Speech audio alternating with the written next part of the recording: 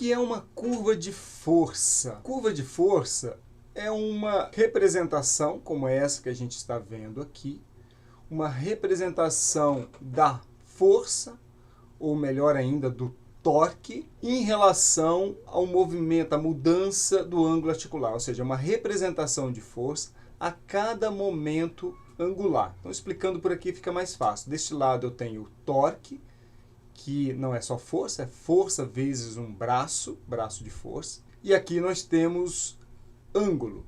Então, o que a gente percebe é que, à medida que o movimento vai acontecendo, você tem uma mudança no padrão de força. No caso da flexão do cotovelo, algo em torno de 100 graus é onde você mais produz torque, e nos dois extremos você produz menos. Então, é essa representação que, obviamente, são medidas numéricas, a produção de força que você faz a cada momento angular. A maioria das figuras que eu vou mostrar aqui nesse recorte, eu peguei deste livro. Veja que esta curva de força, ela se refere aí ao movimento de flexão do cotovelo. Então, essa curva de força refere-se aos músculos envolvidos na flexão do cotovelo. Os principais são aqui, ó, o braquial, o bíceps braquial e o braquiradial. Então, essa curva não é a representação de um músculo, e sim a representação de um dado exercício, em que, de modo geral, nós temos vários músculos participando. Como que se obtém uma curva de força? Se você tiver um equipamento como esse, que é um dinamômetro isocinético, essa é a melhor estratégia de você obter a curva de força, porque neste equipamento você consegue produzir a força máxima em cada momento angular. E aí você vai ter, quando eu tenho essa curva, que eu estou voltando aqui, eu tenho exatamente a força máxima em cada ponto desse. Isso é o máximo de força que eu consigo fazer em cada momento angular. E um isocinético, ele é fundamental para isso. Quando não se tem um isocinético, uma estratégia que se aproxima é você ir fazendo força isométrica voluntária máxima em cada momento angular, e depois que você fizer em vários pontos angulares, você plota isso graficamente, como aqui. Então, você não vai ter uma taxa amostral grande, mas você vai ter alguns pontos aqui, aqui, aqui, aqui. Enfim, você consegue fazer vários pontos e aí você faz uma curva a partir disso. Mas o ideal mesmo é tendo um dinamômetro isocinético, em particular quando se faz trabalho científico. Não é onde se tem maior interesse, mas é onde o interesse é grande. A importância científica da curva de força é muito grande, para você, por várias razões, é óbvia, para você ver o antes e o depois, por exemplo, mudança de comportamento, enfim. Nem vou entrar em detalhes porque é bastante claro.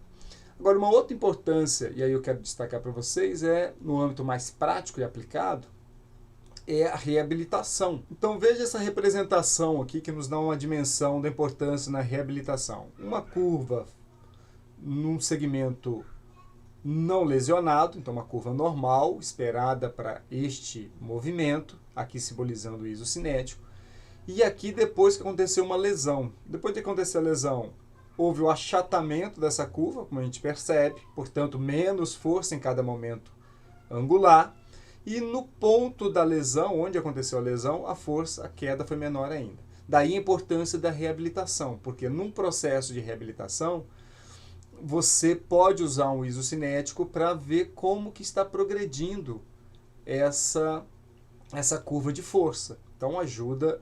Então não é exatamente para o treinamento. Se puder treinar, ok, mas a ideia é principalmente para avaliar a progressão dessa recuperação. Então isso para atleta é extremamente importante. Uma outra questão prática, nossa, no dia a dia da academia. Veja aqui que interessante, uma outra situação legal.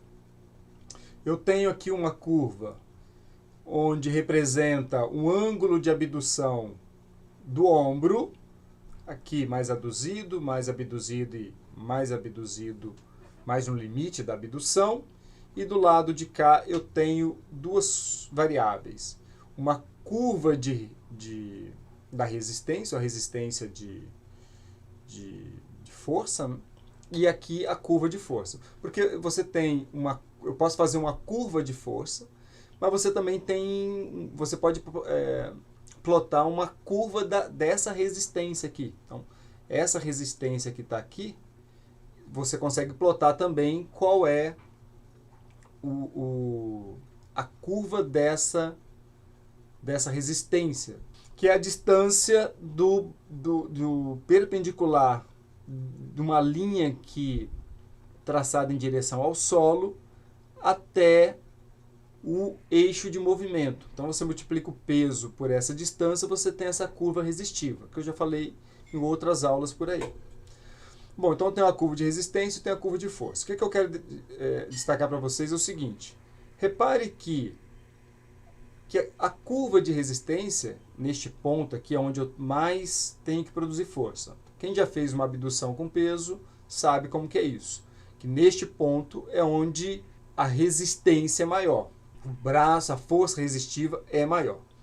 Quando eu olho o meu braço de força, repare que o meu braço de força é maior no início, onde eu não preciso produzir muita força, e ele é menor quando eu preciso produzir mais força. Então eu tenho aqui um desequilíbrio, uma incompatibilidade disso. O ideal seria que meu braço de força fosse maior, onde eu preciso produzir mais força. Então, em vários exercícios, se eu tiver a informação do braço de força, ou melhor, da curva de força, da curva de força e da curva da resistência, eu posso pensar num exercício para fazer um equilíbrio disso. Veja aqui, por exemplo, neste caso, o que a gente poderia fazer. Se eu assumo esta posição aqui, decúbito lateral, e usando aqui um cotovelo como ajuda, eu mudo esse comportamento. Repare que agora o meu braço de resistência maior é aqui, então minha curva de resistência maior é aqui que eu tenho que fazer mais força, porque o peso multiplicado por esse braço é o ponto que vai dar maior valor, o torque resistivo será maior. Então aqui é onde eu tenho que produzir mais força. E exatamente neste momento, ó, quando está mais aduzido, é onde eu tenho mais força. E se a gente imaginar o final do movimento aqui, que é onde eu tenho menos força, também será onde a curva de resistência será menor. Então aqui eu faço uma diminuição dessa incompatibilidade. Qual a vantagem disso? Uma delas é que o exercício fica mais confortável, você tem mais força onde você precisa produzir mais força. Se você imagina uma pessoa que você precisa ter mais cuidado com o ombro em virtude de risco de lesão, este passa a ser um exercício que vai causar menos estresse do que o anterior. Veja que eu não estou falando em termos de resultado no longo prazo, porque isso não dá para afirmar. Mas, de qualquer forma, é uma variação interessante para você fazer uma aproximação entre curva de força e curva de resistência. E aí tem outros exemplos de curva de força. Isso aqui para extensão do joelho, uma curva de força para extensão do joelho. Aqui uma curva de força para flexão do joelho em decúbito ventral. E tem uma diferença entre fazer deitado e sentado. Deitado e sentado, veja que tem uma pequena diferença. E aí uma coisa interessante, eu não coloquei aqui, mas há um artigo que mostrou diferença de hipertrofia quando você treina esses dois exercícios, ou seja, ele não gera exatamente o mesmo padrão de hipertrofia. Portanto, essa variação é interessante e a gente percebe por aqui que as curvas de força realmente não são iguais. Você não tem o mesmo ponto de pico de força. Por exemplo, pico de força aqui neste ponto angular, enquanto que o pico de força é aqui neste ponto angular. E aí, cada exercício, isso aqui é só para exemplificar muito rapidamente, cada exercício tem um braço de força. Quando a gente pensa em exercício como o agachamento que está aqui, aí você tem que pensar em cada articulação qual é a curva de força para o quadril, que possivelmente é o caso aqui.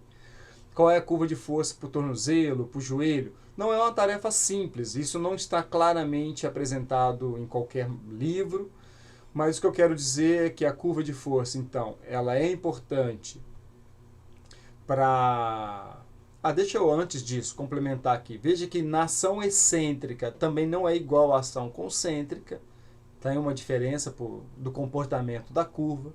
Não é igual para diferentes velocidades. Veja que o comportamento da curva é diferente. Então, para resumir, o que eu quero dizer é que esse conhecimento da curva de força é interessante, é importante do ponto de vista científico, muito importante. É importante para a reabilitação e também para a nossa prática de prescrição de exercício de força no âmbito dos espaços de treinamento de força. Também é interessante. Se você tiver conhecimento dessas curvas, você pode fazer um melhor ajuste, principalmente naqueles casos em que você precisa ter mais cuidado. A dificuldade que a gente tem é que essas curvas não são muito fáceis de encontrar. Felizmente, esse livro traz várias dessas curvas, mas não tem ele traduzido no português. E aí você tem que sair atrás de artigos, mas é um conhecimento interessante. A minha ideia era exatamente essa, explicar o conceito de curva de força para vocês e falar um pouco dessa complexidade da curva de força. Nas minhas aulas, essa história de curva de força está um pouco espalhado. Eu falo aqui nesta aula de biomecânica, tópicos aplicados à musculação, eu falo um pouco sobre essa história da elevação lateral do ombro, né? Que eu cito aquele exemplo ali. Quando eu falo lá do isocinético, eu também falo disso. Tá? Então, como isso aqui vai para a playlist de manual digital de treinamento, eu fiz esse recorte à parte para vocês entenderem conceito e importância de curva de força. Então é isso.